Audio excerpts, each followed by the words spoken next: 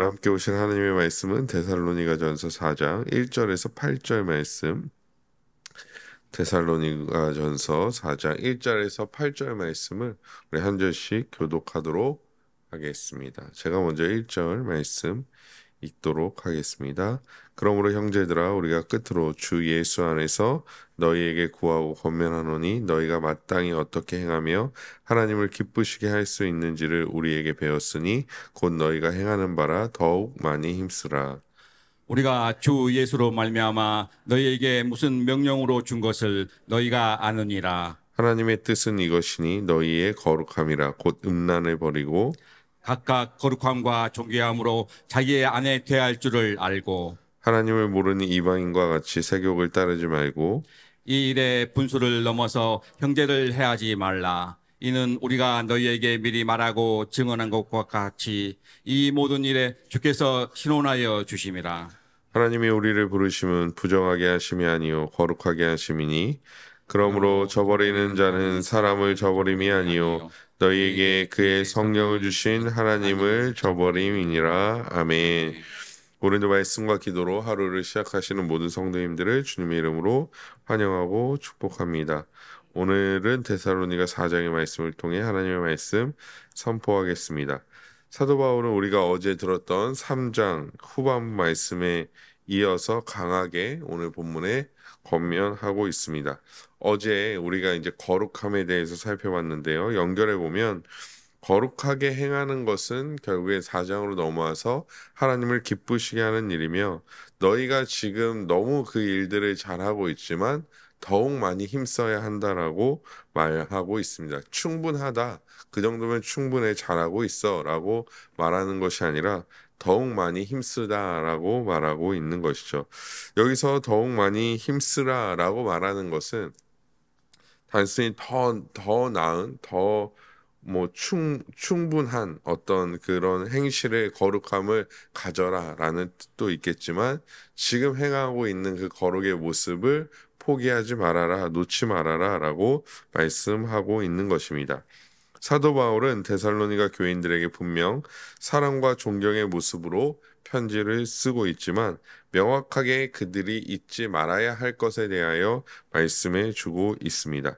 특별히 2절 말씀해 보시면 명령이라는 단어에 우리가 주목해 볼 필요가 있는데요. 이 명령이라는 단어의 원뜻은 군사적인 용어입니다. 즉 군사의 용어라는 것은 상관이 명령하면 이제 부하는 따라야 한다. 무조건적으로 상명하복해야 한다라고 할 때에 그 명령이라는 단어가 바로 여기에 쓰이고 있는 단어입니다. 즉 군인이 명령을 따르듯 사도 바울이 전해준 그 말씀을 이들이 명령을 따르듯 군인처럼 지켜야 한다라고 말하는 것이죠. 이는 단순히 억지로라도 해야 한다라는 의미가 아니라 철저하게 우리가 그러한 삶을 살아가야 한다라고 말씀하고 있는 것입니다. 디모데후서 2장 3절에서 4절 말씀 보면요. 너는 그리스도 예수의 좋은 병사로 나와 함께 고난을 받으라. 병사로 복무하는 자가 자기 생활에 얽매이는 자가 하나도 없나니 이는 병사로 모집한 자를 기쁘게 하려 함이라. 아멘. 쉽게 말하면 군인은 군인다워야 하는 것이죠. 이제 저는 최근에 저희 아내와 저희 아들이 이제 만 2살인데, 아들이 자라면 군대를 갈까라는 얘기를 이제 한 적이 있습니다.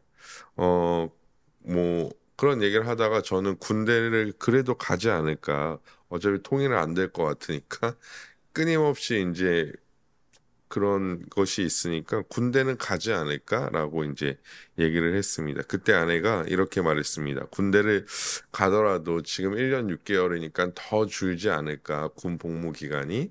그랬는데 저도 이제 보통이면 진짜 그랬으면 좋겠다 이렇게 대답하면 되는데, 제가 이제 어떻게 대답했냐면 나는 여기서 더 짧아지면 안 될 것 같아 라고 이제 대답을 했습니다. 여기 지금 1년 6개월인데 이게 최소한인 것 같아. 최소한인 것 같다. 그리고 나는 지금도 짧은 것 같아 라고 이제 대답을 했습니다. 왜냐하면 저도 이제 군 생활을 2년밖에 안 했거든요. 딱 24개월을 했는데 사실은 군인의 마음을 가지고 혹시 모를 도발의 상황에 대비하기 위해서 준비가 돼야 되는데 그 준비가 된다라는 것이 1년 6개월보다 짧으면 안 될 것 같은 거예요. 1년 6개월보다 짧으면 과연 이 군인들이 나중에 도발 상황이나 어떤 정말 좋지 않은 전쟁의 상황이 벌어졌을 때 그것을 딱 철저하게 군인의 마인드와 훈련된 그 훈련으로 이것을 막아낼 수 있을까라는 생각에 나는 더 1년 6개월에서는 더 적게 군 생활을 하면 안 될 것 같아라고 이제 아내와 얘기를 했던 적이 있습니다. 사실 군인은 언제나 이렇게 1년 6개월이면 1년 6개월 동안, 2년이면 2년 동안 늘 군인으로서의 마음을 가지고 생활을 해야 되죠. 혹시 모를 도발과 전쟁에 대비하고 준비되어져야 합니다. 그래서 어떡합니까? 규칙적인 생활을 하는 거죠. 아침 6시면 일어나서 하루 일과를 시작하고 밤 10시면 잘 준비를 하고 취침을 해야 하는 것입니다. 늦게 일어나도 안 되지만 군인들은 늦게 일어나도 안 되지만 일찍 일어나도 안 됩니다. 일찍 일어나도 혼나요. 내가 일찍 일어나서 먼저 잘 준비해야지 안 됩니다. 6시에 딱 일어나야죠. 왜냐하면 그렇게 충분한 수면을 취해야지 최고의 이제 전투력과 훈련이 된다라고 생각하기 때문입니다. 특별한 이유 없이 결식해서도 밥을 안 먹어도 안 된다라는 것이죠. 훈련에 최선을 다해야 하고 맡은 주특기를 열심히 해야 합니다. 왜냐하면 군인이기 때문입니다. 군대 가서 토익 공부하고 뭐 군대 가서 뭘 준비하고 안 되죠. 첫 번째로는 군인으로 준비되어져야 한다라는 것입니다. 마찬가지로 믿음의 사람들도 마찬가지라는 것입니다. 적당한 믿음의 사람은 없습니다. 내가 적당히 신앙생활한다, 적당히 믿음 생활한다라는 것은 없습니다. 내가 내키는 대로, 내가 생각대로 살아가는 것은 그것이 아무리 거룩해 보이는 행동이라 할지라도 또한 잘못된 것이고 믿음의 사람이 아니라는 것입니다. 이 부분에 대해서는 하나님의 뜻대로 하고 이 부분에 대해서는 내가 내 뜻대로 하겠다. 이것 또한 믿음의 사람들이 가질 마음이 아니라는 것이죠. 왜냐하면 믿음의 사람들은 모든 부분에서 오늘 본문에 말하고 있는 것과 같이 마치 군인이 명령에 따라서 그 상관을 기쁘게 하듯이 우리는 하나님의 명령을 따라 주의 말씀을 따라서 하나님을 기쁘시게 하는 자가 되어져야 하기 때문입니다. 대표적으로 우리는 바리새인들을 기억할 수 있을 텐데요. 바리새인들에 대해서 지난번에도 한번 말씀드린 부분이지만 사실 바리새인들은 우리는 이제 성경을 통하여 예수 그리스도께서 바리새인들을 책망하는 부분들을 많이 보기 때문에 그냥 바리새인 하면 나쁜 사람들이라고 생각합니다. 하지만 그들은 그 당시에 매우 존경받는 인물이었습니다. 역사가 요세푸스에 의하면 이렇게 바리새인들을 이렇게 기록하고 있는데요. 바리새인들은 백성들에게 가장 존경받던 사람들로서 말보다 행동으로 신앙을 증명한 사람들이다라고 말하고 있습니다. 이렇게 기록하고 있다는 거죠. 하지만 중요한 것은 그들은 보여지는 것에 대하여는 사람들이 보이는 그런 상황에서는 마치 거룩한 것처럼 보일지 모르겠지만 마음이 철저하게 자기 중심적이었다라는 것입니다.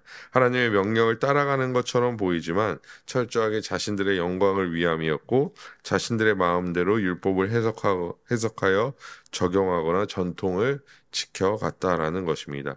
믿음의 삶은 결국엔 적당히도 없고 믿음의 사람들은 자기 중심적으로 행하지도 않는다라는 것입니다. 오직 하나님의 말씀과 그의 명령을 따름으로 하나님을 기쁘시게 하는 자가 되어져야 할 줄 믿습니다. 그래서 우리는 이것이 하나님의 뜻을 행함이 하나님의 뜻대로 살아감이 단순히 그냥 우리가 해도 되고 안 해도 되는 선택지에 있는 것이 아니라 하나님의 명령이다. 라고 군인들이 받는 그 명령과 같은 하나님의 명령이다라고 우리는 받아들여야 한다라는 것입니다. 계속해서 사도 바울은 오늘 본문에서 그 구체적인 거룩한 행위에 대하여 말씀하고 있는데요. 그 행위에 대하여 무엇을 해야 한다라기보다는 무엇을 하지 말아야 한다라는 식으로 접근하고 있습니다. 먼저 사도 바울이 강하게 말하고 있는 것은 오늘 본문의 주된 내용인 성적인 타락입니다. 어제 이제 권력 욕구에 대하여 우리가 잠시 다뤘었는데요. 사실 아무리 권력 욕구가 큰 영향, 인간에게 가장 큰 욕구 중에 하나라고 할지라도 끊임없이 나오는 것이 뒤따르는 것이 무엇입니까? 성적인 욕구입니다. 물론 지금 시대에도 성적인 타락이 아주 빈번하게 일어납니다. 하지만 종교개혁 시대에도 고대 사회에서도 이 인간의 대표적인 타락은 성적인 타락이었습니다. 사도 바울은 데살로니가 성도들이 타락한 성적인 문화를 즐기는 이방인들과 같이 행동하지, 그런 유혹에 노출되지 않기를 바라고 그렇게 명령하고 있었습니다. 또한 이러한 성적인 타락은 자신의 아내 혹은 가정 그리고 이웃에게까지 영향을 끼쳤다라는 것이죠. 그것을 염두하고 사도 바울이 이 편지를 쓰고 있는 것입니다. 성적인 타락은 사도 바울이 말하고 있는 것과 같이 거룩하게 행하는 거룩한 삶을 살아가는 데에 큰 방해거리가 될 수밖에 없기 때문입니다. 다시 한번 데살로니가 4장 4절을 보면요. 각각 거룩함과 존귀함으로 자기 아내를 대할 줄 알아야 한다라고 말씀하고 있습니다. 거룩함과 존귀함으로 자기 아내를 대한다는 것은 자신의 성적 욕망을 따라 아내를 대하거나 성적 욕망의 대상으로 아내를 대하거나 또한 그 성적 욕망을 따라 아내를 저버리지 말고 하나님께서 주신 명령을 따라 거룩한 마음으로 아내를 대해야 하며 성령 충만함으로 말미암아 존귀한 자처럼 자신의 아내 또한 존귀한 자처럼 대할 줄 알아야 한다라는 것입니다. 왜냐하면 그때 당시 시대에는 여성이라는 어떤 사회적 지위가 그저 남편을 보필하거나 가정을 돌보는 일에 국한되어 있었기 때문에 남편이 존귀하게 대하지 않는다라고 한다면 그 아내는 그저 고립된 삶을 철저하게 배제된 삶을 살 수밖에 없었기 때문입니다. 결국에 성적인 타락, 타인과의 음란은 이 모든 것을 파괴하고 가정을 파괴하기 때문에 더욱더 주의해야 한다라고 말하고 있는 것입니다. 또한 6절에는 이 일의 분수에 넘어서 형제를 해하지 말라라고 말씀합니다. 사도 바울이 계속해서 성적인 타락에 대하여 말씀하고 있는 가운데 이 부분을 다른 의미로 해석하기라는 어렵습니다. 어떤 주석에는 상업적인, 어떤 주석에는 어떤 재정적인 문제로 이 구절을 대하고 있는데요. 사실 단순히 성적인 문제가 5절에서 끝났다면 상관없겠지만 뒤에 또한 따라 나오고 있기 때문에 이 일의 분수에 넘쳐서 형제를 해하지 말라라는 것은 형제에 대해서도 성적 욕망을 따름으로 그 형제를 해해서는 안 된다라는 것입니다.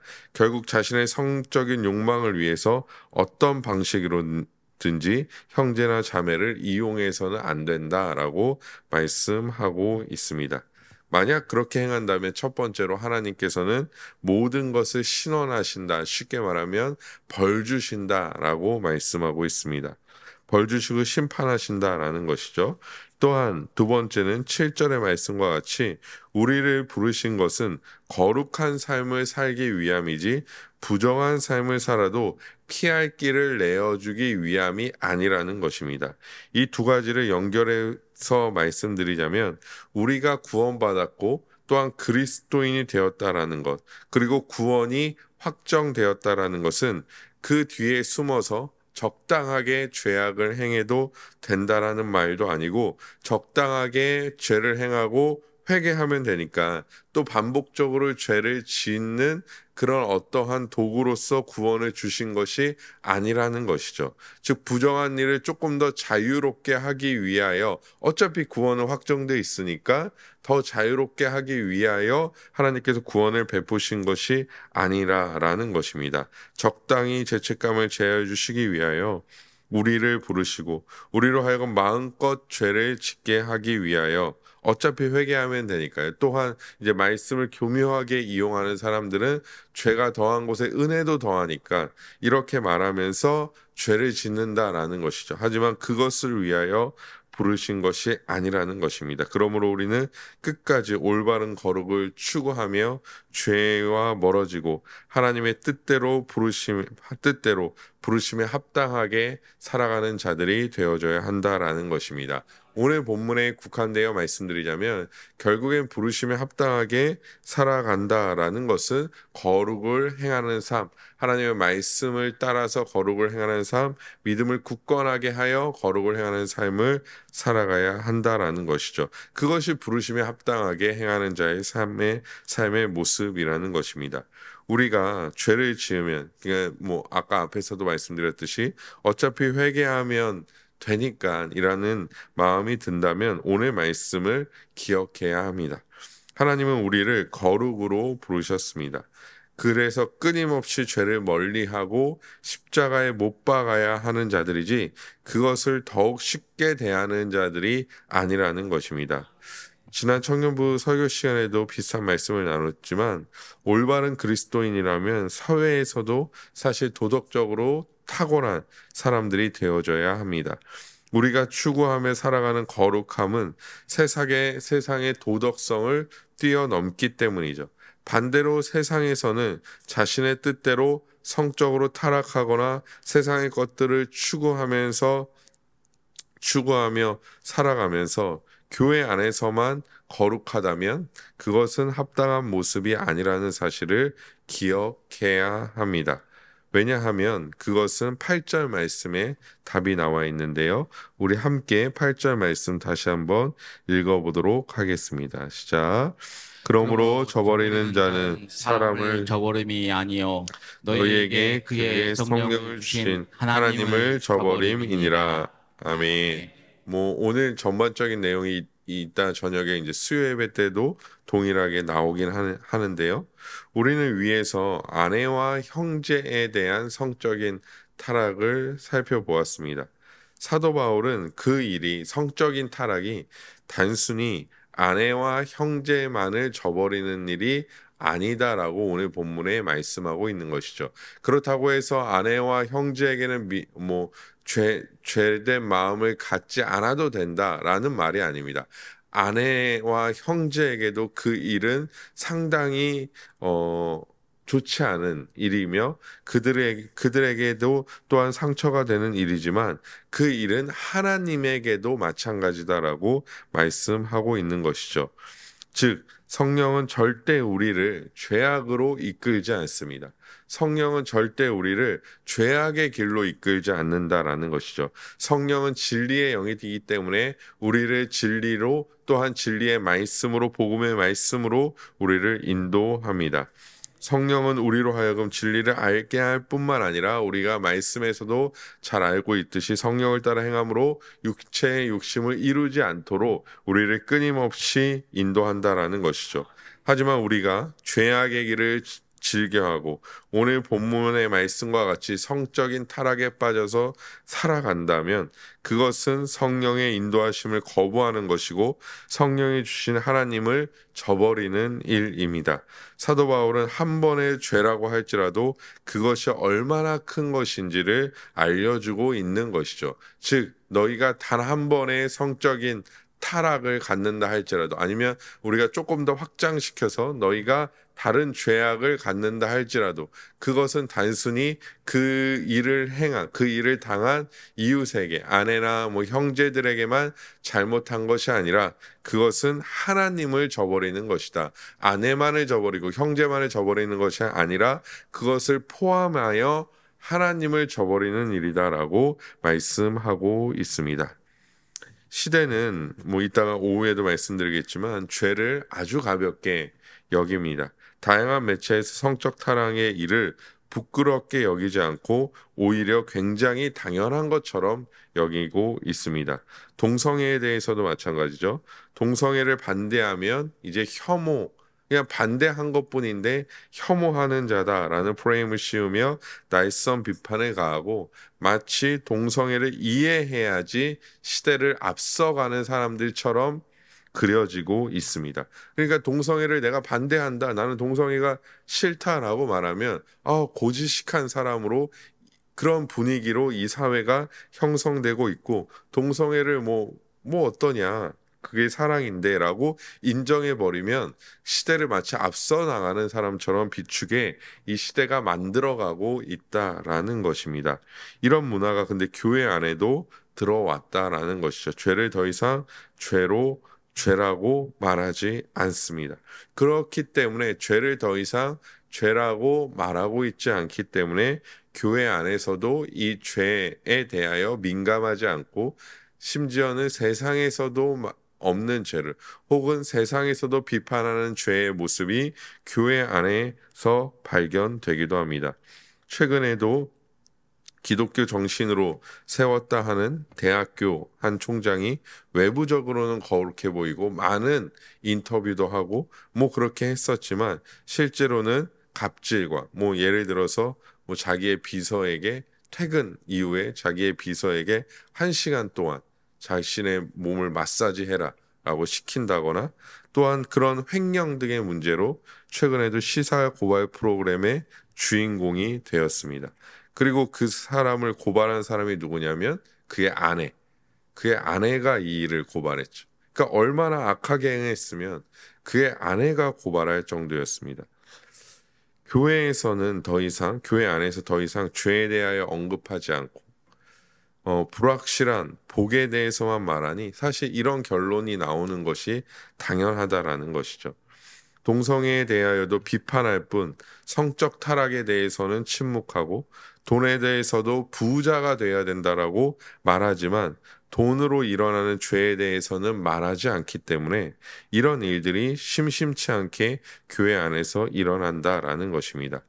우리는 그런 것으로 일어나는 죄악이 단순히 그냥 일부야, 교회의 일부적인 일이야 라고 말할 것이 아니라 그런 죄악들이 성령을 거스르는 일이며 하나님을 거스르는 일임을 명확하게 인정해야 합니다. 이것은 단순히 우리 성도님들에게만 말씀드리는 것이 아니라 제 스스로에게도 또한 우리 전부에게 드리는 말씀입니다. 우리가 한 가지 죄악, 내가 교회에서는 거룩해 보이지만 세상 가운데 짓는 단 한 가지 죄악이라 할지라도 그것은 절대 가벼운 것이 아니라는 사실을 우리는 깨달아야 합니다. 그렇기 때문에 우리는 이런 죄악의 모습들을 멀리하고 그것이 세상에 있다 할지라도 세상에선 그런 것들이 당연하다 할지라도 우리는 그런 것들을 철저하게 멀리하고 하나님의 뜻대로 하나님의 말씀대로 살아가는 자들이 되어져야 한다라는 것입니다. 그래서 오늘 본문의 어떤 사도 바울도 그것을 염려하고 있는 것이죠. 이방인들이 성적으로 타락하는 것이 그들의 삶 가운데는 매우 당연했고 그런 삶을 살아가는 것이 그냥 일상적인 삶처럼 그 시대 가운데 퍼져 있었기 때문에 데살로니가 성도들이 지금까지 믿음의 인내를 가지고 살아가고 있지만 그런 어떤 세상의 것이 당연하게 교회에서도 여겨지지 않기를 바라며 이 말씀을 기록하고 있었다라는 것입니다. 그렇기 때문에 우리는 더욱더 민감하게 죄에 대하여 반응해야 하고 세상의 기준에서의 죄를 판단하는 것이 아니라 이것이 세상의 법정에서는 죄가 아니다 할지라도 하나님의 말씀에 그것이 죄가 된다 하면 우리는 하나님의 말씀의 기준으로 그 말씀을 지켜 우리의 삶을 행해야 한다라는 것이죠. 그것이 어떠한 삶입니까? 거룩한 삶을 추구하는 하나님의 백성들의 모습이라는 것입니다. 사랑하는 성도 여러분, 우리는 거룩한 삶을 추구해야 하고 그것은 성령을 따라 행하는 삶입니다. 생각해 보십시오. 적당히 핑계 대면서 회개하면 다 용서해 주시겠지 하면서 죄를 가까이 하는 삶이야말로 얼마나 없어 보이는 그런 그리스도인의 삶입니까? 비록 우리가 눈에는 뛰어나게 보이는 거룩의 모습은, 거룩한 모습은 없더라도 우리가 하루하루 살아갈 때 끊임없이 우리 마음 가운데 일어나는 죄악들을 십자가에 못 박고, 또한 우리가 죄악을 행했다 할지라도 철저하게 하나님 앞에 회개하며 다시는 그런 죄악을 짓지 아니하도록 그런 죄악을 멀리하는 그런 삶을 살아가는 것, 그리고 하나님을 사랑하고 이웃을 사랑하는 것, 그것이 무엇입니까? 진정으로 거룩한 자의 삶의 모습이라는 것입니다. 아무쪼록 우리 사랑하는 모든 성도님들이 오늘 하루도 조금 더 죄악에 민감하게 반응하며 성령을 따라 행하시고 하나님을 근심하게 하는, 하나님을 저버리는 자가 되는 것이 아니라 오늘 본문 초반부에 살펴봤던 것처럼 하나님을 기쁘시게 하는, 사실 이것이 어떻게 보면 이런 말 표현도 또 약간 세상적이긴 한데요. 한 종이 한 장 차이죠. 예. 더 좀 비속적인 단어를 사용할 뻔했는데 종이 한 장 차이죠. 종이 한 장 차이입니다. 하나님을 기쁘시게 할 것인가? 아니면 하나님을 저버리는 자의 삶을 살 것인가? 우리는 마음을 굳건하게 함으로 말미암아 하나님을 저버리는 길에 서는 것이 아니라 하나님을 기쁘시게 하는 자의 삶을 살아가는 우리 모두가 되어져야 할 줄 믿습니다. 그런 삶을 살아가시어 승리하시고 하나님의 기쁨이 되는, 또한 우리가 하나님을 기뻐하는 오늘 하루의 삶을 살아가는 모든 아델포유교회 성도님들 되시기를 주님의 이름으로 간절히 축복합니다.